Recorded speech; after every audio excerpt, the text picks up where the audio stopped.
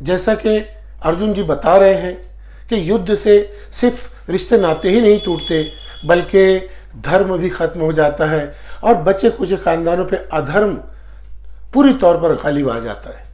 और यही नहीं, बल्कि इंसानों के अलावा जितने भी ज़मीन पर, इस भूमि पर जानदार हैं और पानी में जो जानदार हैं, इनका भी प्राकृतिक नियम, यानी हर प्राणी का जो धर्म है वो अधर्म में तब्दील हो जाता है। देखिए, युद्ध का इतना बड़ा नुकसान होता है, इसी बात को कुरान शरीफ में भी कहा गया है। वो है सूरह रूम। ये कुरान शरीफ की 30वीं सूरह है और 41वीं आयत है।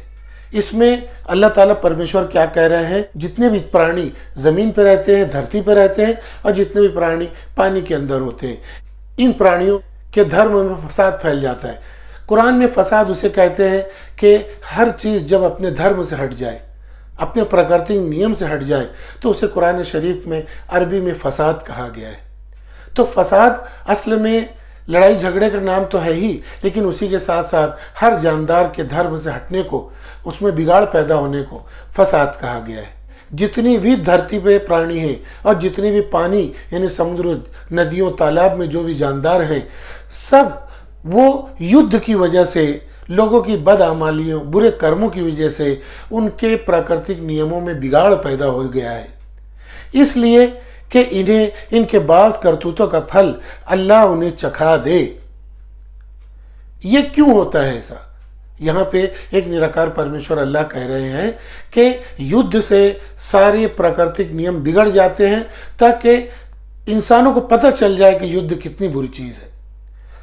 इंसानों के युद्ध से दीगर जानदार भी और प्राणी भी जब मरने लगते हैं, वो अपने धर्म, अपने नियमों से हटने लगते हैं, तो जाहिर है इंसानों के अंदर कहत, भूखमरी और पानी की कमी और सब तरीके की आफत और अजाब और प्रकोप इस धरती पर वाक़ होने लगता है। तो अल्लाह ताला यहाँ पे कह रहे हैं, जब इंसान युद्ध करते हैं तो इसके कारण क्या होता है, भूमि में भी और जल में भी सब प्राणी मरने लगते हैं और इस तरीके से सब तरफ हानि, नुकसान और विनाश शुरू हो जाता है। ये इसलिए ऐसा प्राकृतिक नियम ईश्वर ने रखा है ताकि हर इंसान ये जान ले कि मेरे लड़ाई झगड़े से, मेरे रिश्ते नातों को तोड़ने से, मेरे अधर्म पे होने से और मेरे युद्ध करने से मेरे अपने जीवन पर बहुत बुरा असर पड़ेगा। और ये कि जल और वायु और धरती और भूमि पे के सारे प्राकृतिक नियम बिगड़कर उसके सारा बुरा अंजाम हमें ही भुगतना है। तो ईश्वर अल्लाह यहाँ पे कह रहे हैं कि शायद मैंने इस नियम बनाया है, युद्ध का ये नुकसान और ये हानि इंसानों को दी है, ताकि लोग बाज आ जाएं बुरे कर्म करने से, रिश्ते नातों को तोड़ने से, युद्ध करने से लोग बाज आ जाएं, इंसान मान जाए कि युद्ध बुरी चीज़ है, युद्ध किसी भी कारण से नहीं करना चाहिए और लोभ की वजह से तो कभी नहीं करना चाहिए।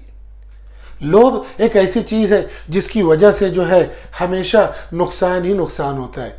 लोभ के कारण युद्ध करना, इसका मतलब है इंसानों का अपना धर्म भी खत्म करना और जल और भूमि सब के प्राणियों का भी विनाश करना है। ये बात कुरान शरीफ की इस सूरह आयत में की गई है। इसी तरीके से रिश्ते नातों की अहमियत को कुरान शरीफ में बहुत ही अच्छी तरीके से बयान किया गया। आप देखते हैं कि जब मुसलमानों में निकाह होता है, जब पति पत्नी रिश्ते में बनते हैं, तो मस्जिद में उनका निकाह कराया जाता है। आप देखते होंगे कि कबूल है, कबूल है, कबूल है करके दोनों पति पत्नी इस रिश्ते को कबूल करते हैं। अल्लाह को हाजिर नाजिर जान के उस परमात्मा के आगे वो कसम खाते हैं, इकरार करते हैं कि हमने इस रिश्ते को कबूल कर लिया अपनी मर्जी से। तो उस वक्त, निकाह के वक्त जो इमाम होते हैं, जो कोई बड़े मौलाना उस वक्त जो निकाह पढ़ाते हैं, तो उस निकाह का एक खुतबा होता है, एक बयान होता है, जो कि कुरान की एक आयत है। ये कौन सी आयत है? ये आयत नंबर 1 है और सूरह नंबर है 4, जिसका नाम है अन-निसा। इसका अर्थ होगा औरतें। तो औरतों के नाम से एक सूरह है जिसका नंबर 4 है और आयत उसकी पहली ही है, जिसमें क्या कहता है रिश्ते नातों के बारे में अल्लाह ताला? वो कहता है कि ऐ लोगों, अपने परमेश्वर से डरो, अपने पालनकर्ता से डरो, जिसने तुम्हें एक जान से पैदा किया। एक जान से मुराद क्या? एक आदम और हव्वा अलैहिस्सलाम, यही एक जोड़ा दुनिया में पहली दफा परमेश्वर ने बनाया था और इसी जोड़े से हम सब इंसान बने हुए हैं। तो यहाँ पे अल्लाह ताला कह रहे हैं कि तुम्हें सिर्फ एक जान आदम से पैदा किया, उसी से उसकी बीवी को भी पैदा कर दिया। आदम अलैहिस्सलाम की पसली से ही हव्वा अलैहिस्सलाम की पैदाइश हो गई और एक मियाँ और बीवी पहली दफा ब्रह्मांड में वजूद में आए। और क्या हुआ? इन दोनों से बहुत सारे मर्द और औरतें परमेश्वर ने इस ब्रह्मांड में, इस दुनिया में फैला रखे। इसीलिए अल्लाह से डरो जिसके नाम पर तुम एक दूसरे से मदद मांगते हो। जब भी कोई गुनाह करता है, पाप करता है, तो लोग कहते हैं, हर इंसान कहता है कि अरे परमेश्वर से डर। या कोई पे अत्याचार होता है तो बोलते हैं परमेश्वर से डर, अत्याचार मत कर, अन्याय मत कर। तो तुम कोई भी चीज जो है, इंसाफ हो या कोई और भी चीज, तुम अल्लाह से एक दूसरे के, अल्लाह के नाम पर मांगते हो। और रिश्ते नाते परिवार को तोड़ने से भी बहुत ज्यादा बचो। ये है सूरह निसा की पहली आयत जो कि निकाह में पढ़ी जाती है। अल्लाह ताला यहाँ पे कह रहे हैं कि तुम रिश्ते नातों को तोड़ने से बहुत ही ज्यादा बचो, रिश्ते नातों को हर वक्त जोड़े रखो। बेशक अल्लाह ताला तुम पर निगहबान है, तुम्हें देख रहा है, तुम्हें सुन रहा है, तुम्हारी खबर रखे हुए है। क्यों? क्योंकि उसी ने एक जान से उसकी बीवी बना दी, उसी से रिश्ते नाते बना दिए। अब इन रिश्ते नातों को जोड़े रखो, ये तुम्हारे इस जीवन में भी काम आएंगे, अब परलोक के जीवन में भी काम आएंगे। यही नातेवाइक हैं, यही परिवार है जो तुम्हारे दुखों में तो खास तौर पे आता है। तुम्हारे जितने भी और ताल्लुक के हैं वो तो तुम्हारे दुखों में भाग जाएंगे। दुखों में सिर्फ तुम्हारे रिश्तेदार होंगे जो तुम्हारा साथ देंगे, और किसी फल के बगैर, किसी फल की अपेक्षा के बगैर रिश्ते नाते तुम्हारे काम आएंगे।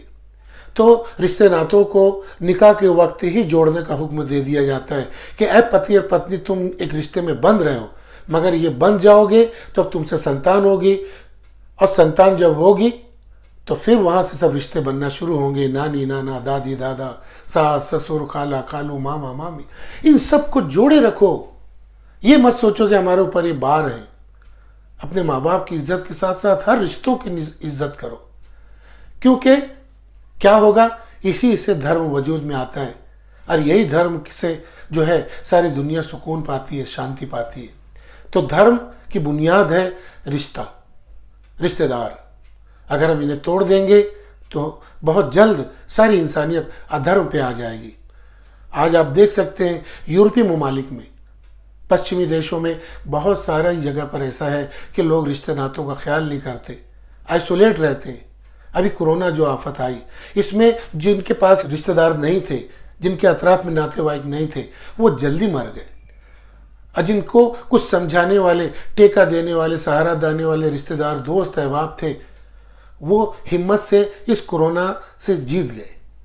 तो रिश्तेदार बहुत ज़रूरी है, ये कुरान भी कहता है और गीता भी कहती है। तो दोस्तों, मैं उम्मीद करता हूँ कि आपने जो कुल सनातन धर्म, यानी जो ख़ानदान का प्राकृतिक नियम है, इसकी अहमियत को समझ लिया होगा। और इंशाअल्लाह मैं ऐसी भी उम्मीद रखता हूँ कि आप सभी के दिमाग में यह आ गया होगा कि हमें जितना मुमकिन हो युद्ध नहीं करना चाहिए। धन्यवाद।